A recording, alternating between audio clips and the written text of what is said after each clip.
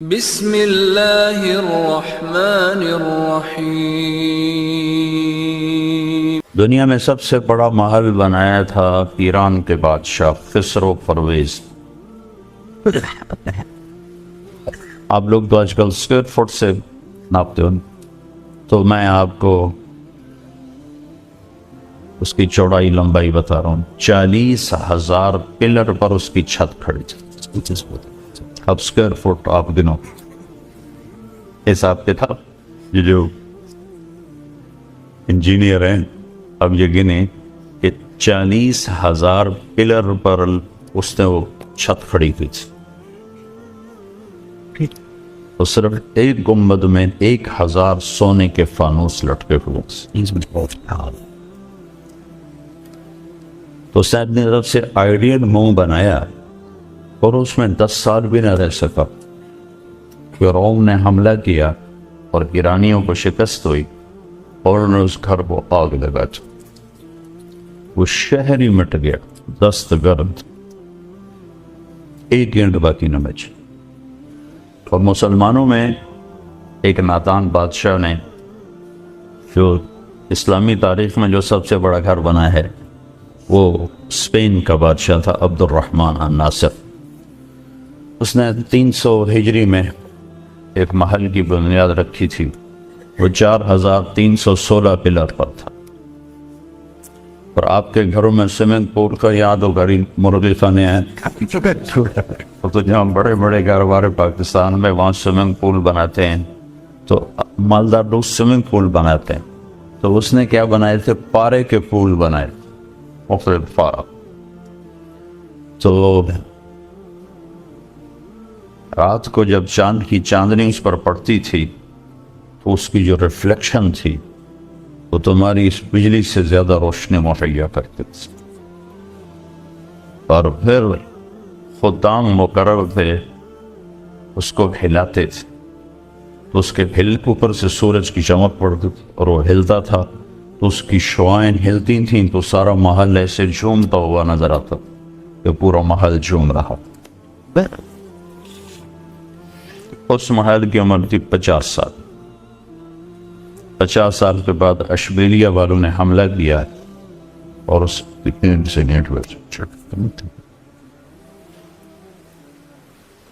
بنی اسرائیل کے ایک بادشاہ نے گھر بنایا، لوگوں کو دعوت، بھئی میرا گھر کیسا ہے؟ بھئی بہت اچھا، بہت اچھا۔ 2 آدمی چپ بیٹھے تھے۔ بادشاہ نے کہا تم بھی تو کچھ بول، تو کہنے لگے جی بس تو اس میں کمیاں ہیں، باقی بہت آگے 2 کمیاں رہ گئی۔ تو سارے متوجہ ہو گئے تھے انہوں نے کون سی کمی ڈھونڈنی، جہاں سونا چاندی جڑا ہوا ہو، ہیرے جواہرات جڑے ہوئے ہیں، تو انہوں نے کیا ڈھونڈ لیا؟ ان کا کیا ہے؟ کہا ایک بات تو یہ ہے کہ آپ اسے چھوڑ کے مر جائیں، اور دوسری کمی یہ ہے کہ ایک دن یہ گھر اجڑ جائے، باقی کچھ کمی نہیں۔ وہ کہنے لگے پیچھے رہ ٹھیک ہے، پیچھے کیا بچا؟ وہ کہنے لگا کوئی گھر ہے جس میں رہنے والا مرے نہیں اور وہ اجڑے نہیں، کہاں ہے؟ تو وہ کدھر ہے؟ کہ وہ اللہ نے جنت کو بنایا۔ تو اس کو ہم آئیڈیل بنا بھی لیں اپنی عقل سے تو بن نہیں سکتا، اپنی عقل سے تو بن نہیں سکتا۔ اگر فرض کرو بنا لیں تو بنتے بنتے شام کو چھٹی ہوگی۔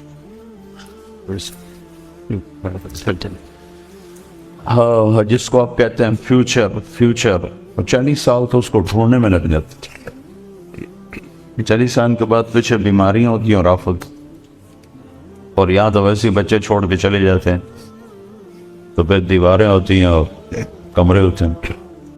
تو آئیڈیل ہوم اللہ نے جنت کو بنایا ہے۔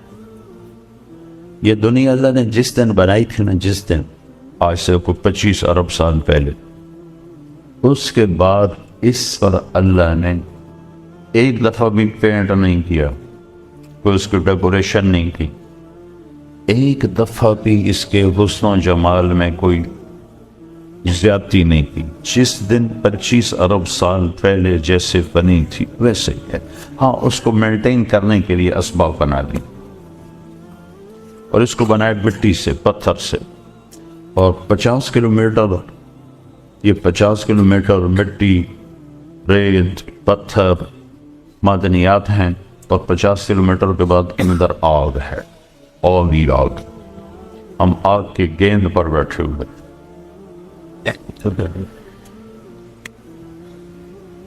جس دن اللہ نے جنتوں کو بنایا تھا اس میں مٹی کوئی نہیں, پتھر کوئی, لوہا کوئی, لکڑی کوئی.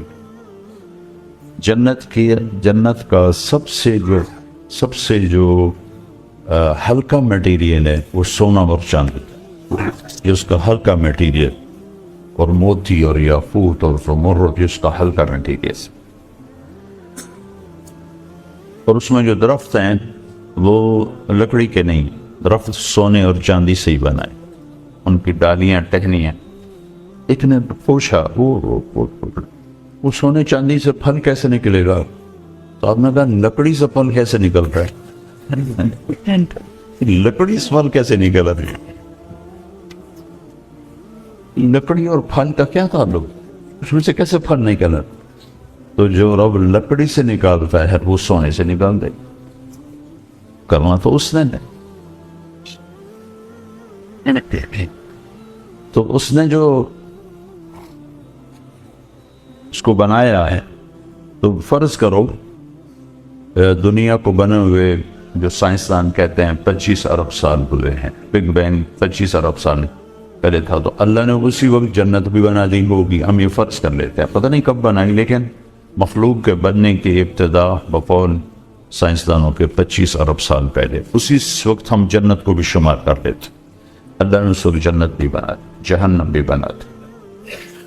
جس دن جہنم کو بنایا اس دن سے لے کر آج تک روز اس کو بھڑکاتا ہے. جس دن جنت کو بنایا اللہ تعالیٰ, اس دن سے لے کر آج تک 25 ارب سال تو یہ ہو گئے, اور آگے جتنا زمانہ باقی ہے اٹھانے تک کہ وہ ہو گیا. اس دن سے لے کر آج تک اللہ اس کو روزانہ 5 دفعہ پہلے سے زیادہ خوبصورت کر دیتا. روزانہ ہر حتیٰ کہ ایک پتا ہے نا, جو درخت کا ایک پتا, وہ بھی کل سے آج 5 گنا زیادہ خوبصورت ہو جاتا. جو ایک جنت کی لڑکی بنائی ہے, یہاں جی کیوں بھر جاتا ہے, حسین سے حسین شکل ہو, منظر ہو, گھر ہو, دل کیوں اچاٹ ہو جاتا کہ اس کا حسن رکا ہوا ہے, آگے نہیں جا رہا. تو 1-2 ہفتے, 1-2 سال, 1-2 دہائیاں, پھر دل اچاٹ ہو جاتا. کینیڈا پہلی دفعہ ہم جماعت میں گئے تو میں نے کینیڈا والوں سے کہا نیاگرا دکھاؤ, خود کہا. وہ لے کر گئے, بڑا اچھا لگا. دوسری دفعہ گئے تو انہوں نے کہا نیاگرا دیکھنا ہے. میں نے کہا دکھا دو. انہوں نے کہا, میں کہا دکھا دو, تو ہم دیکھنے چلے. تیسری دفعہ گیا, کہنے کہ نیاگرا چلے. میں نے کہا دفعہ کرو, پانی تو ہے دیکھنے کے. اب میں کیوں نہیں گیا کہ اس کے حسن کو میں 2 دفعہ دیکھ چکا ہوں, اب مزید اس میں بڑھوتری زیادتی نہیں ہے, آگے نہیں جا. 2 دفعہ میری آنکھ اس کو دیکھ کے بھر چکی, تو کیسی یہ خوبصورت شکل ہو, اس کا حسن ایک جگہ رکا ہوا ہے, تو اس کو دیکھتے دیکھتے دیکھتے طبیعت بھر جاتی, پھر نئی کی تلاش ہوتی. اس لیے تو آپ دیکھو نا, انسان نے جو ترقی کی اسی مزاج کی وجہ سے کی. 1940 کی گاڑیاں کیسی تھی اور 2012 کی گاڑیاں کیسی. تو جنت میں کیا ہوگا, ہر شے تم اپنی بیوی کو دیکھو گے تو ایک نظر پر جو اس کا حسن ہوگا نا, جب دوسری دفعہ دیکھو گے تو اس سے وہ 70 گنا زیادہ خوبصورت ہو چکا, تو تمہاری کشش اور بڑھ جائے گی. پھر جب تیسری دفعہ دیکھو گے کیوں کر کے ایسے کرتے ہیں, 1 سیکنڈ اگر سرف کا فور وانچ, انہوں نے کہا زنا نہ کرو, زنا نہ کرو. نکاح کرو، میں نے تمہارے لیے ایسی لڑکیاں تیار کر کے رکھی ہیں کہ دیکھو گے تو 40 سال دیکھنے کا نشہ نہیں اترے گا۔ پہلی نظر دیکھے گا جنت کی لڑکی کو تو میرے رب کی عزت کی قسم 40 برس ایسے دیکھتا رہے، آنکھ ایسے بند نہیں کر سکتے، دائیں بائیں نہیں دیکھ سکتے۔ ایک اس لیے کہ ہر پل میں سیکنڈ میں اس کا حسن اوپر جا رہا اوپر، تو ہر دفعہ پہلے سے زیادہ پہلے سے زیادہ پہلے سے زیادہ۔ اور وہ جب تمہیں دیکھے گی تو تم اس کی نظروں میں ہر نظر میں پہلے سے 70 گنا زیادہ خوبصورت ہو جاؤ، تو وہ تمہیں دیکھ کے اس کا دل نہیں بھرے گا اور اسے دیکھ کے تمہارا دل نہیں بھرے گا۔ اس کی جوانی بڑھتی جا رہی ہو، بڑھتی جا رہی، تمہاری جوانی بڑھتی جا رہی ہو، بڑھتی جا رہی تو تم اسی سے اندازہ لگا لو کہ کیا حسن ہو گیا۔ یوسف علیہ السلام اللہ کی مخلوق ہے، مخلوق۔ اور میرے نبی نے کہا اللہ نے ساری دنیا کو حسن دیا، ساری دنیا کو، ساری دنیا، اور ابھی آنے والے لوگ ابھی باقی ہیں، مرد عورت کالے گورے اس میں شامل ہیں، 1/2، ہاف، باقی پورا ہاف اللہ نے اکیلے یوسف کو دے دیا۔ تو کیا شاہکار تھے، تو وہ ایسے رہتے تھے، نقاب رکھتے تھے تو فتنے نہ پڑ جاتے۔ تو یہ میرے رب کی قدرت کا ایک ادنا سا کرشمہ ہے۔ تو جنت میں اب کیا ہونے والا ہے؟ اللہ اپنے نور میں سے چہرے پر نور ڈالے گا۔ جو میک اپ ہوگا نا مرد عورت کا، وہ میک اپ کیا ہوگا؟ اللہ اپنا نور اس کے چہرے پر ڈالے۔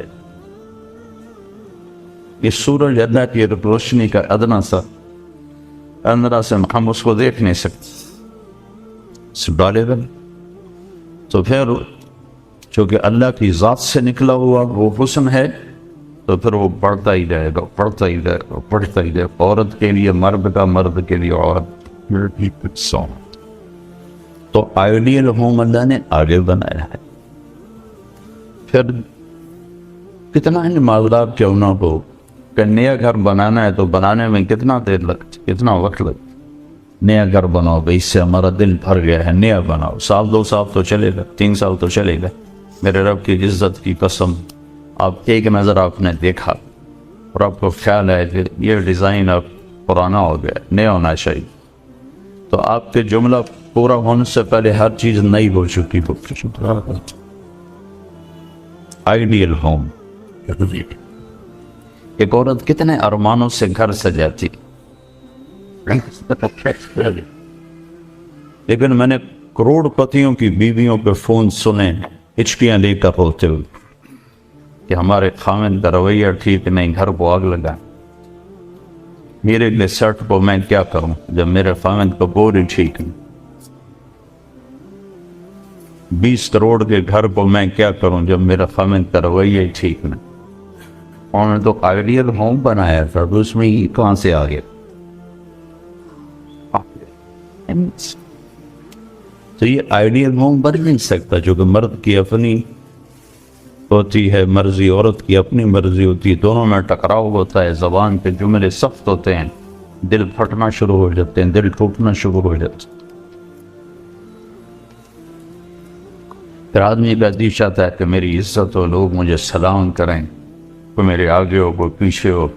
ایک ہمارا سیاستدان کہنے لگا تمہیں کیا خبر، جب گاڑی پہ جھنڈا لگتا ہے تو آدمی کہاں اڑتا ہے، جھنڈے والی گاڑی ہوئے تو نشہ ہی بور ہوتا ہے، جو آدمی کی کمزوری۔ لیکن یہاں جھنڈے بھی لوگ لگاتے ہیں اور ڈنڈے بھی لگاتے ہیں، جن کو جھنڈے لگا کے دیتے ہیں ان کو ڈنڈے بھی لگاتے ہیں۔ آپ کو تھوڑا سا پروٹوکول بتاؤں جنت کہ جب اللہ تعالیٰ اہل جنت کو بٹھا دے گا، اپنے میاں بیوی ساتھ بیٹھے دروازے کھلیں گے اور آپ کے خادم آئیں گے۔ جو سب سے چھوٹا جنتی ہے اس کے 80,000 نوکر ہیں، تو باقیوں کا اندازہ لگاؤ کتنے ہوتے. سب سے چھوٹے پہ 80,000. اور وہ سب سے آخر میں جہنم سے نکل کر جنت میں آئے. بڑی دیر جہنم کی سزا بھگت کے میرے نبی پہ قربان جاؤں، کیا نظر کیا علم ہے. آپ نے کہا میں اپنی آنکھوں سے دیکھ رہا ہوں اس کو جہنم سے نکلتے ہوئے. اس کا نام بتایا، اس کا نام ہوگا جوہینہ. اس کا قبیلہ بتایا، اس کا قبیلہ بھی ہوگا جوہینہ. سب سے آخر میں نکلے، موریں کھوتا پتہ نہیں کب نکلے. تو یہ جب جنت میں ہینٹر ہوگا تو 80,000 نوکر اس کو گارڈ آف آنر پیش کر. 80,000 اٹھیں یہ آقا جی ہمارے سرکار سارے جنتی پہنچ گئے. آپ نے اتنی دیر لگا، کہے گا شکر کرو میں آ ہی گیا، میں نے بڑے لطر پہ جائے.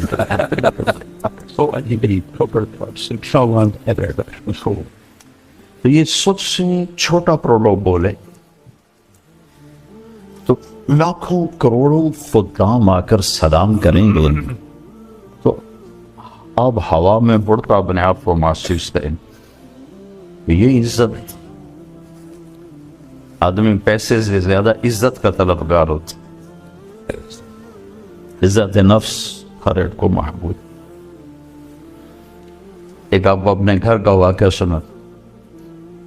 جب یہ ٹریکٹر کا دور نہیں تھا، 59 میں ہمارے والد صاحب سب سے پہلے ٹریکٹر لے کر آئے تھے اس پورے ہمارے علاقے میں. اس سے پہلے بیل ہوتے تھے. عزت نفس پہ یاد آ کہ عزت نفس مال سے بھی زیادہ محبوب ہوتی. ایک ہمارے بیل نے چارہ کھانا چھوڑ دیا، ٹھیک ٹھاک بیل. تو ہمارے والد صاحب نے ڈاکٹر بلوایا، اس نے وہ ٹیکا ویکا لگایا، لیکن اس نے پھر بھی نہیں کھایا. تو ایک ہماری برادری کا دیسی حکیم تھا، اس کے پاس اس زمانے میں راستے ہوتے نہیں تھے. تو والد صاحب نے گھوڑے پر نوکر کو بھیجا جو اس کو اٹھا کے لائے. اس نے بیل کو دیکھا، کہنے کا میاں صاحب اس کو پٹھے کون ڈالتا ہے چارہ؟ کہ یہ ہے ہمارا کسائی، دتو کسائی. اللہ دیتا نام تھا دتو. کیا کہتے ہیں دتو کسائی. بولے اس کو بیل کے آگے بٹھایا اور جوتا اتارا اور 5 جوتے اس کے سر میں مارے. پھر کہنے کا اب چارہ ڈالا. جب چارہ ڈالا تو وہ بیل کھانے لگا. یہ میرے گھر کا واقعہ ہے، کوئی سنایا نہیں. تو میرے والد صاحب حیران ہو کر کہنے لگے یہ کیوں ہے؟ کہا جی میں نے اس کو چیک کر لیا تھا، اس کو کچھ نہیں تھا. یہ آپ کے نوکر نے اس کو کہیں کوئی ڈنڈا سوٹا مارا ہے. تو وہ غصہ کر گیا تھا کہ میں اس سے کیسے بدلا تھا. تو اس نے غصے میں کھانا چھوڑ دیا کہ میری عزت کو اس نے خراب کیا. اب اس کی آنکھوں کے سامنے 2-4 جوتے میں نے مارے تو وہ خوش ہو گیا. تو کھائے. عزت کی طلب کوئی ناجائز نہیں ہے، یہ انسانی ضرورت. مال کی طلب ناجائز نہیں ہے، انسانی ضرورت. ہاں اس کے حدود ہیں، اس کے اندر تو ضرورت ہے، اس کے باہر پھر کہیں تکبر بن جاتا ہے، کہیں ظلم بن جاتا ہے، کہیں زیادتی ہے. حدود کے اندر. ایک حدیث سنا دیتا ہوں، اس مسلمان کو عزت دینا کتنا ضروری ہے. میرے نبی نے فرمایا 1 روپیہ سود کھانا 36 دفعہ زنا کرنے کے برابر. 1 روپے یعنی 1 پاؤنڈ سود کھانا 36 دفعہ زنا کرنے کے برابر. اس کے بعد آپ نے فرمایا اور تمہیں بتاؤں سب سے بڑا سود کیا ہے؟ جب 1 پاؤنڈ کا سود 36 دفعہ زنا کے برابر ہے تو آپ نے فرمایا اب تمہیں بتاؤں سب سے بڑا سود کیا ہے؟ الاستطالۃ فی عرض المسلم، مسلمان کو بے عزت کرنا سب سے بڑا سود.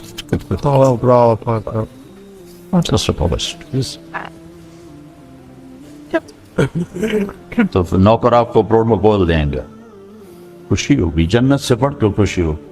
تو نوکر چلے جائیں گے، پھر اللہ کا اشارہ ہوگا، ٹک ٹک ٹک ٹک ٹک ٹک ٹک دروازے کھلیں گے تو فرشتے آئیں گے. والملائکۃ یدخلون علیہم من کل باب. اب یہ کروڑوں کی تعداد میں آئیں گے، کہیں گے سلام علیکم سلام علیکم سلام علیکم. چاروں طرف سے جب سلام ٹھوکیں گے کہیں گے بھائی تو نورانی مخلوق ہمیں سلام کیوں کر رہے؟ کہیں گے بما صبر، وہ جو اپنے لندن میں صبر کی زندگی گزاری، یہ اس کے بدلے میں ہمیں اللہ نے راجہ و سلام کہا۔ غفلت کے دیس میں آپ نے بیدار ہو کے زندگی گزاری، اندھیر نگری میں آپ نے اللہ کو سامنے رکھ کے زندگی گزاری، جب چاروں طرف شراب اور زنا عام تھا، آپ نے اللہ سے ڈر کے زندگی گزاری۔ سلام سلام سلام، تو فرشتوں پہ سلام ان کو ہوا میں اڑا دے گا۔ یہ میں پہلے دوبارہ کہہ رہا ہوں کہ عزت نفس، عزت کی طلب بہت بڑی طلب ہوتی، مال سے بھی زیادہ، ڈگریوں سے بھی زیادہ۔ تو فرشتوں کا سلام انہیں ہوا میں اڑا، فرشتے ابھی وہ اس سلام کا مزہ لے رہے ہوں گے کہ فرشتوں نے سلام۔ اور آئیڈیل ہوں بتا دوں، آئیڈیل ایک دم میرے رب کا عرش ایسے کھلے گا، ایک دم نور میں نور چھا جائے، جب ایسے آنکھیں اٹھا کر دیکھیں گے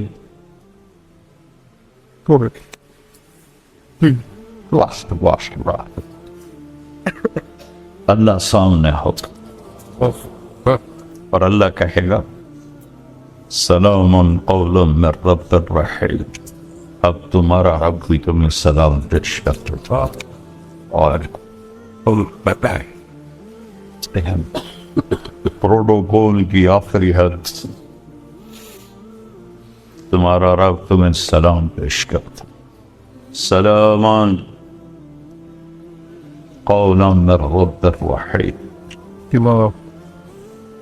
رب رحیم، اے میرے بندو، اے میری بندیو جنہوں نے دنیا میں مجھ سے ڈر کے زندگی گزاری، میں تمہارا رب تمہیں سلام پیش کرتا ہوں اور تمہیں مرحبا کہتا ہوں، تمہیں ویلکم کرتا ہوں۔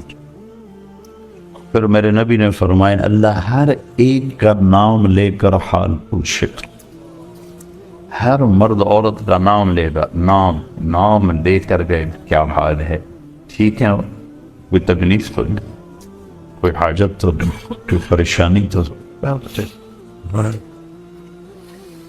تو جب یہ اللہ کو دیکھیں گے کہیں گے یا اللہ ہم تو تیری عبادت ہی نہ کر سکتے، ہمیں تو پتہ ہی نہیں تھا تو ایسے حسن و جمال والا ہے، کیا یہ ہو سکتا ہے کہ ہم تو یہ ایک سجدہ کریں جیسے لندن میں کرتے تھے؟ یہ وہی کہہ سکیں گے جو نماز پڑھتے تھے، جو نہیں پڑھتے وہ کیسے کہہ سکیں گے؟ کیا یہ ہو سکتا ہے کہ ہم تم ایک سجدہ کریں جیسے دنیا میں کرتے تھے؟ تو اللہ تعالیٰ فرمائیں گے میرے بندو اب پوزیشن بدل چکی ہو، حیثیت بدل چکی، حیثیت، پوزیشن۔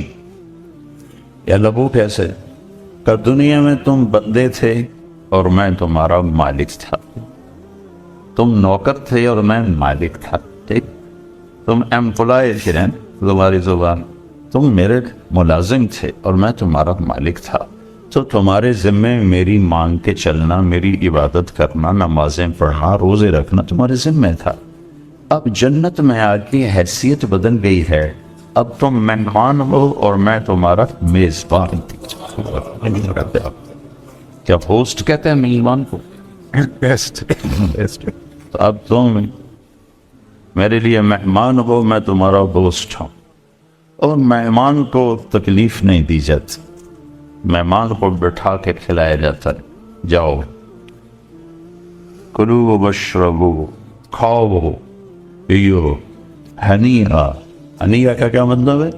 کھاؤ، ہر لقمے کی لذت پہلے سے زیادہ پاؤ، کھاؤ، کھانے کے بعد پخانا کوئی نہیں، پیو، ہر گھونٹ کی لذت پہلے سے زیادہ پاؤ،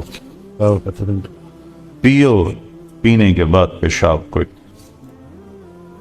بیماری کوئی۔ پھر پینے پلانے کی بھی 3 محفلیں قرآن نے بتائیں کہ یہاں شراب نہ پیو، آپ کے یہاں عام ہے، اس لیے ہر دفعہ میں بتاتا ہوں کہ اللہ کرے آگے والی سوچ دل دماغ پہ چھائی رہے کہ یہاں میرا رب ہر اس چیز سے روکتا ہے جو انسانی وقار کو ختم کرنے والی اور انسانیت پہ داغ. تو یہاں کہتا شراب نہ پی. آگے کیا ہوگا؟ کون تمہیں 3 مجلسیں دیکھنے کو ملیں. 3. ایک کون سی ہے؟ ان الابرار یشربون من کاس کان مزاجها کافورا. وہاں دیکھو گے نیک بندے بندیاں خود اپنے ہاتھوں سے ڈال کے پی رہے ہوں گے. یہ جنت کا سب سے چھوٹا درجہ ہے. کیسے ڈالیں پیئیں گے، ڈالیں پیئیں گے. ایک درجہ اس سے اوپر ہے VIP. وہاں کیا ہے؟ وَيُسْقَوْنَ فِيهَا كَأْسًا كَانَ مِزَاجُهَا زَنْجَبِيلًا. وہاں ان کو خدام پلا رہے ہوں، سرونٹس، نوکر، فرشتے نوکر ڈال کے پیش کریں اور سامنے حاضر کریں. یہ ریچ، یہ ریچ، یہ ریچ، یہ ریچ. ایک VVIPs ہوگا، سب سے اوپر کا درجہ. وہاں کیا ہوگا؟